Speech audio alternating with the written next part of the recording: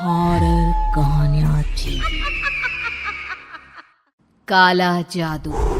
अपने बेटे रिशु के माथे से टपकते हुए पसीने को देखकर सविता की हालत खराब हो गई। ऐसा आज पहली बार नहीं हुआ जब रिशु नींद से घबराकर जागा है। हाय मेरा बच्चा, न जाने किसकी नजर लग गई है तुझे। जब से मेरे बच्चे ने 10वीं के एग्जाम में स्कूल टॉप किया है तब से रोज बुरे बुरे सपने आने लगे हैं। हाँ माँ, मैंने आज फिर से एक काले साए को देखा। वो यहीं मेरी आंखों के सामने खड़ा था। माँ मुझे बचा लो माँ। वो मुझसे कह रहा था कि मुझसे बदला लेगा। माँ कहीं ये प्रशांत। चुप कर, कैसी बात कर रहा है? दोबारा उसका नाम मत लेना। तुझे पता है ना, उस प्रशांत ने आत्महत्या कर ली, तो बार बार उसका नाम मत लिया कर। मम्मी, क्या सच में प्रशांत ने आत्महत्या की थी? चुप कर, बहुत सवाल पूछता है आजकल। और फिर रात के वक्त सविता के पूरे घर में एक अजीब सा काला धुआं छाने लगा। गहरी नींद में सोई सविता की जैसे ही आंख खुली उसका दम घुटने लगा। वो दौड़कर रिशु के रूम की तरफ गई जहां उसके दरवाजे पर घूमती एक काली परछाई देख वो बुरी तरह से घबरा गई। कौन है वहाँ? कौन है? सामने आओ। ये मैं हूँ, तुम्हारी काली करतूत। और अब मैं तुम्हारे बेटे को ले जाने आया हूँ। नहीं, मेरे बच्चे को छोड़ दो प्लीज। मेरे रिशु को कुछ मत करना। वो परछाई रिशु के कमरे में घुस जाती है। सविता भी उसके पीछे पीछे दौड़ कर जाती है और देखती है कि अब वो साया साफ नजर आ रहा था। वो सर से पैर तक खून में सना हुआ था और उसके शरीर के सारे अंग कटे फटे हैं। क्या चाहिए तुम्हें? तुम जो बोलोगे मैं करूंगी, लेकिन मेरे रिशु को छोड़ दो। उस परछाई ने रिशु को गर्दन से पकड़कर दीवार के सहारे हवा में उछाल दिया। रिशु जोर जोर से चिल्लाने लगा। माँ बचाओ मुझे, बचा लो माँ, ये मुझे मार डालेगा। माँ मुझे बचा लो माँ। नहीं ऐसा मत करो, मुझे मार दो लेकिन मेरे बच्चे को छोड़ दो। मैं तुम्हारे आगे हाथ जोड़ती हूँ। वो परछाई रिशु को जमीन पर गिरा देती है और अचानक वहां से गायब हो जाती है। रिशु, मेरा बच्चा, तू ठीक तो है ना? कुछ बोल बेटा, क्या हुआ है तुझे? मैं ठीक हूँ माँ। क्या हुआ था यहाँ पर? कुछ नहीं बेटा, कुछ नहीं। तू परेशान मत हो। हम कल ही गांव के बाहर जो तांत्रिक महाराज रहते हैं उनके पास चलेंगे। ठीक है माँ, हम जल्द ही उनके पास चलेंगे। मुझे बहुत डर लग रहा है माँ। ये बार बार मुझे डरावने सपने आना, ये सब हमारे साथ क्यों हो रहा है माँ? अगले दिन सविता अपने बेटे रिशु को लेकर गांव के बाहर तांत्रिक के पास जाती है। जिस जगह पर तांत्रिक रहा करता था वो जगह बहुत डरावनी थी। चारों तरफ कंकाल और खूब भूतियां नजर आ रही थी। गांव से दूर वीराने में उस जगह पर जोर से आंधी चल रही थी। रिशु ने डर कर अपनी माँ का हाथ पकड़ लिया। माँ मुझे बहुत डर लग रहा है। ये कैसी जगह है? देख बेटा, हमारे साथ जो कुछ भी हो रहा है उसका इलाज सिर्फ और सिर्फ ये तांत्रिक महाराज ही बता सकते हैं। अब यही है जो हमें प्रॉब्लम से बाहर निकाल सकते हैं। जैसे ही सविता और रिशु तांत्रिक की झोपड़ी के अंदर पहुंचे, वहां का नजारा देखकर उनकी आंखें फटी की फटी रह गई। तांत्रिक की झोपड़ी के अंदर कई सारे लोग अपनी गर्दन घुमा घुमा कर जोर जोर से चीख रहे थे। कौन हो तुम और यहाँ क्यों आई हो? महाराज, मेरे बेटे को कुछ दिनों से एक डरावनी काली परछाई नजर आती है और कल रात उसने मेरे बेटे पर हमला भी कर दिया।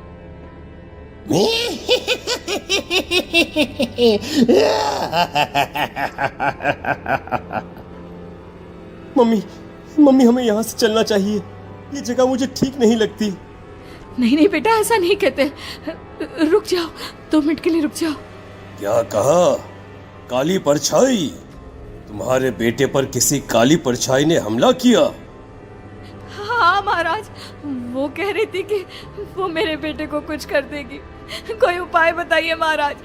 मेरे बेटे के साथ कुछ गलत नहीं होना चाहिए। तुमने किसी दूसरे के साथ गलत किया है तो तुम्हारे साथ भी गलत होकर ही रहेगा। तुमने किसी की जान ली है, किसी को मार डाला है तुमने। नहीं महाराज, मैंने ऐसा कुछ नहीं किया। मैंने किसी की जान नहीं ली। मुझे कोई उपाय बताइए। लगता है तुम इतनी आसानी से नहीं मानोगी। मैं तुम्हें अभी उस काली परछाई से मिलवा देता हूँ और वही सारा सच तुम्हारे सामने लेकर आएगा। सविता और ऋषु ने डर के मारे अपनी आंखें बंद कर ली। तभी अचानक तांत्रिक की झोपड़ी में अजीबोगरीब आवाजें गूंजने लगी। सविता और ऋषु बुरी तरह से कांप रहे थे। आंखें खोलो और अपने सामने देखो। क्या यही है वो जिससे तुम कल रात को मिली थी? बताओ मुझे। हाँ, इसने कल रात मेरे बेटे के ऊपर हमला किया था। ये उसी लड़के की भटकती हुई आत्मा है जिसे कुछ दिन पहले तुमने मार डाला था। मम्मी ये महाराज क्या कह रहे हैं? क्या सच में आपने किसी की जान ली है, किसी को मार डाला है? अगर हाँ तो बताइए ना मम्मी, किसको मारा है आपने? किसको? तुम्हारी माँ इतनी आसानी से सच नहीं बताएगी बेटा। इसने एक बच्चे की जान ली है। कहीं उसका नाम प्रशांत तो नहीं महाराज? वो मेरा दोस्त है, मेरा पड़ोसी है। सही पहचाना। देखा सविता, तुम्हारा खुद का बेटा भी जानता है कि तुमने किसी के प्राणों की बलि चढ़ा दी और इसीलिए अब उसकी बुरी आत्मा तुम्हारे घर में भटकती है। मुझे माफ कर दीजिए महाराज, मुझसे बहुत बड़ी गलती हो गई। प्रशांत हमारे पड़ोसी का बेटा था। हर बार उसके नंबर मेरे बेटे से ज्यादा आते थे और इसलिए मैंने उसके कमरे के बाहर काला जादू किया था, पर मुझे नहीं पता था कि वो मर जाएगा। तुम्हारे उसी काले जादू वाली गुड़िया के अंदर एक बुरी आत्मा थी जिसने उस बच्चे के दिमाग पर बुरा असर कर दिया और उसी की वजह से उस लड़के ने अपनी बालकनी से कूदकर आत्महत्या कर ली। इसकी वजह सिर्फ और सिर्फ तुम हो, तुम। नहीं महाराज, जो कुछ भी हुआ मुझे नहीं पता था कि प्रशांत अपनी जान दे देगा। प्रशांत की आत्मा इस वक्त तुम्हारे सामने खड़ी है, हमसे बात करना चाहती है। बोलो क्या कहना चाहते हो? मैं जीना चाहता था, बड़ा होकर कुछ बनना चाहता था।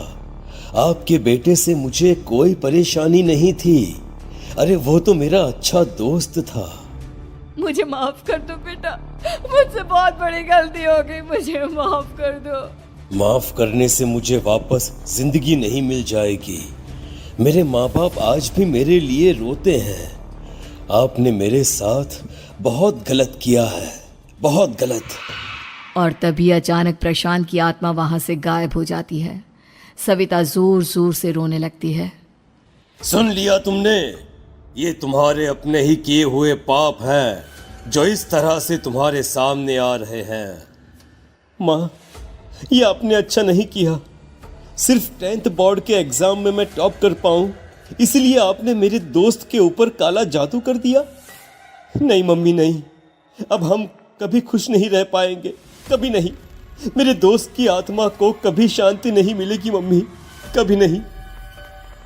लेकिन मैंने जो कुछ भी किया सिर्फ तुम्हारे लिए किया। वो लड़का हमेशा फर्स्ट पोजीशन पर आ जाता था और इस वजह से हमेशा तुम्हारे मार्क्स कम पड़ते थे। मैंने तो सिर्फ उस पर एक छोटा सा काला जादू किया था बेटा। मुझे क्या पता था कि उसका ये नतीजा निकलेगा। जिस गुड़िया को तुमने उस लड़के के कमरे के दरवाजे पर लगाया था, दरअसल उसके अंदर एक बुरी आत्मा का प्रवेश हो गया था, जैसा कि अक्सर काला जादू करते समय हो जाता है। मुझे अपनी गलती का एहसास हो गया है। मैं प्रायश्चित करना चाहती हूँ। आप बताइए मैं क्या करूँ? प्रशांत के घर जाकर उस काली गुड़िया को वहां से निकालकर यहाँ लेकर आओ।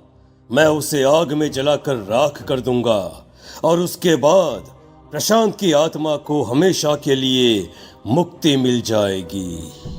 अगली रात सविता चुपचाप अपने पड़ोसी प्रशांत के घर जाती है। प्रशांत के माँ बाप प्रशांत की मौत के बाद उस घर को छोड़कर हमेशा के लिए वहां से चले गए थे। जैसे ही सविता उस घर के अंदर कदम रखती है, उसका सामना अजीबोगरीब हैवानियत से भरी आवाजों से होने लगता है। ऐसा लग रहा था जैसे कोई बुरी तरह से चीख रहा हो। सविता जैसे ही प्रशांत के कमरे के बाहर पहुंचती है, वहां पर लटकी हुई गुड़िया के शरीर से खून टपकने लगता है। ये क्या हो रहा है? इस गुड़िया के शरीर से खून क्यों टपक रहा है? सविता हिम्मत करते हुए उस गुड़िया को वहां से उतारने की कोशिश करती है, लेकिन तभी अचानक से बहुत भयानक दिखने वाली औरत उसकी आंखों के सामने आकर खड़ी हो जाती है। मैं यहाँ से कहीं नहीं जाऊंगी, और अगर तूने मुझे यहाँ से हटाने की कोशिश की तो मार डालूंगी मैं तुझे। नहीं नहीं, मुझे तुम्हें यहाँ से ले जाना ही होगा, नहीं तो मेरा बेटा, उसकी जान को खतरा है। मैं तुम्हें नहीं छोड़ सकती। अगर तुम्हारे अंदर हिम्मत है तो मुझे इस घर से बाहर ले जाकर दिखाओ। और ऐसा कहकर वो औरत सविता के ऊपर हमला कर देती है और उसे हवा में उछाल उछाल कर जमीन पर पटकती है।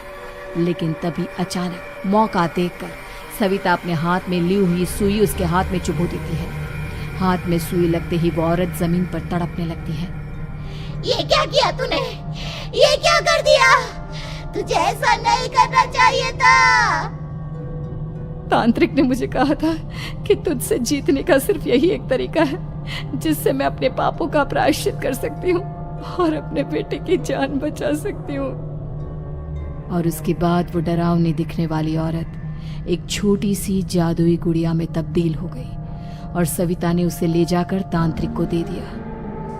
तांत्रिक ने जादुई गुड़िया को आग के हवाले कर दिया।